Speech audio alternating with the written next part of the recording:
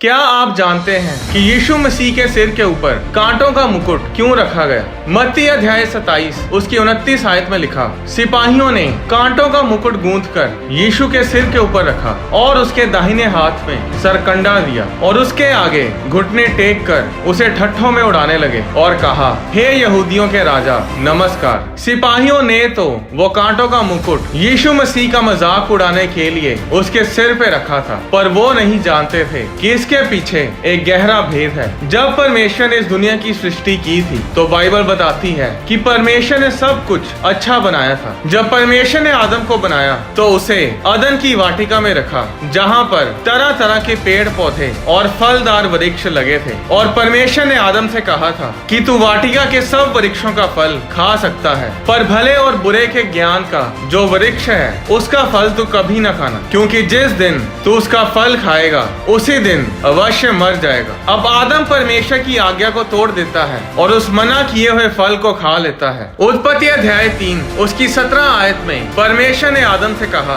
तूने जो अपनी पत्नी की बात सुनी और जिस वृक्ष के फल के विषय मैंने तुझे आज्ञा दी थी कि तू उसे ना खाना, उसको तूने खाया है, इसलिए भूमि तेरे कारण शापित है। तू उसकी उपज जीवन भर दुख के साथ खाया करेगा और वह तेरे लिए कांटे और ऊंट कटारे उगाएगी और तू खेत की उपज खाएगा। उस दिन आदम के पाप के कारण सारी सृष्टि श्रापित हुई। जानवर एक दूसरे को मारने लगे, जमीन श्रापित हुई और जमीन कांटे और ऊंट कटारे उगाने लगी। उस पाप ने इंसान को परमेश्वर से दूर कर दिया। वो कांटे श्राप की निशानी थे, गिरी हुई सृष्टि की निशानी थे। जिस सृष्टि को परमेश्वर ने फल लेकर आने के लिए बनाया था, वही सृष्टि अब दर्द, खून, आंसू और तबाही पैदा कर रही थी। कांटे निशानी थी श्राप और मौत की। और उस दिन जब यीशु मसीह के सिर के ऊपर कांटों का मुकुट रखा गया तो ये कोई इत्तेफाक नहीं था। आज इंसान मुसीबत में क्यों है?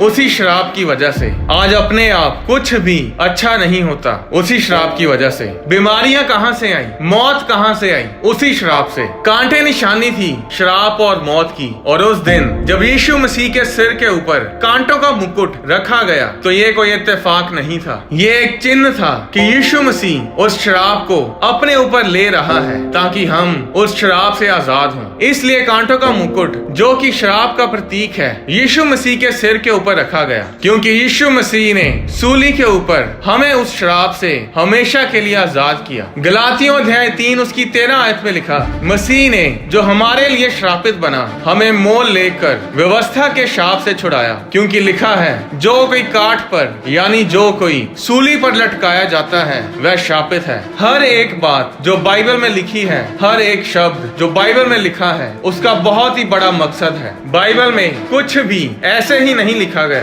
परमेश्वर जो कुछ भी करता है उसके पीछे उसका एक खास मकसद होता है। वो इंसान जो परमेश्वर के साथ आमने सामने बातें करता था, जो स्वर्ग दूतों के साथ बातें करता था, उनके साथ काम करता था, अब स्वर्ग और स्वर्गीय चीजों से दूर हो चुका था। वो ना तो परमेश्वर को देख सकता था, ना उससे बातें कर सकता था, ना ही स्वर्गीय दुनिया के साथ कोई बातचीत कर सकता था। इंसान को अपने से दूर जाता देखकर परमेश्वर से रहा नहीं गया और उसने एक ऐसी योजना बनाई, एक ऐसा मास्टर प्लान बनाया जिससे इंसान फिर से परमेश्वर के साथ रह सके, परमेश्वर के साथ समय बिता सके। और ये योजना थी यीशु मसीह को क्रूस पर चढ़ाया जाना। अब जब यीशु मसीह और बरअब्बा को सभी लोगों के सामने पेश किया गया तो वो भी कोई इत्तेफाक नहीं था। इसके पीछे भी एक मकसद था, एक भेद था। पुराने नियम में योम किप्पोर के दिन एक रस्म की जाती थी। अगर आप पुराने नियम को पढ़ें तो उसमें ऐसे बहुत से पर्व इजरायली लोग मनाते थे जिनको मनाने के लिए परमेश्वर ने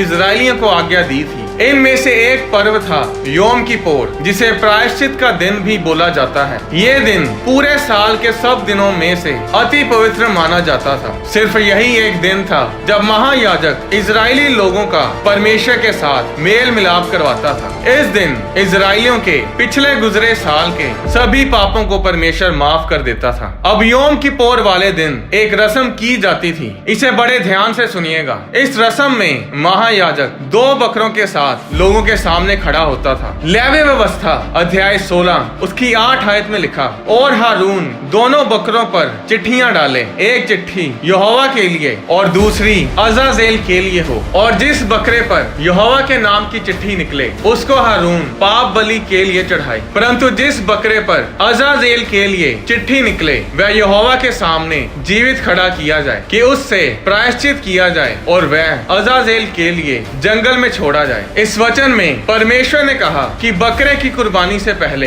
दोनों बकरों को सभा में खड़ा किया जाए, फिर दोनों के लिए चिट्ठी डाली जाए। तो महायाजक एक बर्तन में से दोनों के लिए चिट्ठी निकालता था और तब फैसला होता था कि उन दोनों बकरों में से कौन सा कुर्बान किया जाए और कौन सा छोड़ दिया जाए। इसी तरह हम सब के पापों की माफी के लिए हमें परमेश्वर से मिलाने के लिए यीशु मसीह को कुर्बान किया गया। और यीशु मसीह की कुर्बानी से पहले यीशु मसीह को भी सभा में पेश किया गया। और उस दिन एक नहीं 2 लोगों को सभा में पेश किया गया। एक को कुर्बान कर दिया गया यानी यीशु मसीह को, और दूसरे को छोड़ दिया गया और उस दूसरे का नाम था बरअब्बा। और पाप बलि के बकरे की तरह यीशु मसीह को कुर्बान किया गया और दूसरे बकरे अजाजेल की तरह बरअब्बा को छोड़ दिया गया। योम किप्पोर पर्व की रीति के अनुसार जो बकरे कुर्बान किए जाते थे उनका एक जैसा होना जरूरी था। यीशु मसीह परमेश्वर का बेटा है, पिता का बेटा है। क्या आप जानते हैं कि बरअब्बा का मतलब क्या है? बरअब्बा नाम इब्रानी भाषा के 2 शब्दों से बना है, बार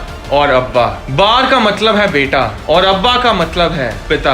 बरअब्बा का मतलब है पिता का बेटा। अब दोनों जिंदगियां जो सभा में पेश की गई वो एक जैसी थी। एक था पिता का बेटा यानी यीशु मसीह जिसे कुर्बान किया गया, और दूसरा भी पिता का बेटा यानी बरअब्बा जिसे छोड़ दिया गया। तो अब अगर परमेश्वर को आपकी जगह पर मरना था तो परमेश्वर को आपके जैसा बनना पड़ा। उसे स्वर्ग छोड़कर धरती पर आना पड़ा। उसे मनुष्य बनना पड़ा, लहू और मांस के शरीर में आना पड़ा ताकि अपने आप को हमारी जगह पर कुर्बान कर सके और हमें सजा से बचा सके। तो क्या यीशु मसीह की कुर्बानी से हम सब लोग उस आदम के पाप के कारण आए हुए श्राप से आजाद हो चुके हैं? नहीं, सभी नहीं। सिर्फ वही लोग जो यीशु मसीह पर विश्वास करते हैं और जो उसे अपना उद्धारकर्ता, अपना मुक्तिदाता ग्रहण कर चुके हैं, सिर्फ वही लोग उस श्राप से आजाद हैं। यूहन्ना अध्याय 3 उसकी 16 आयत में लिखा कि परमेश्वर ने जगत से ऐसा प्रेम किया कि अपने इकलौते बेटे को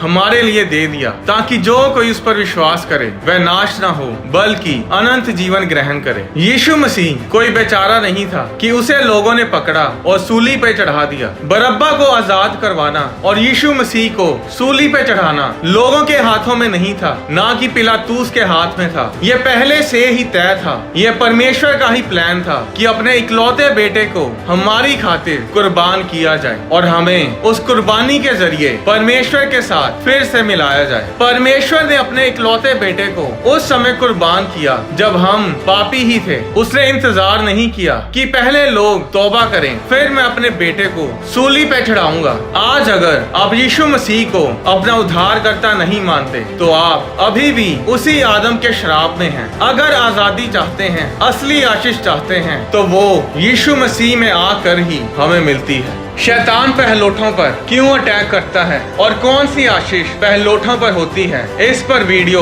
अभी बन रही है और यह वीडियो आपकी जिंदगी बदल देगी। तब तक परमेश्वर में बने रहें, सुसमाचार सुनाते रहें और जिंदगियां बदलते रहें। परमेश्वर आपको आशीष दे।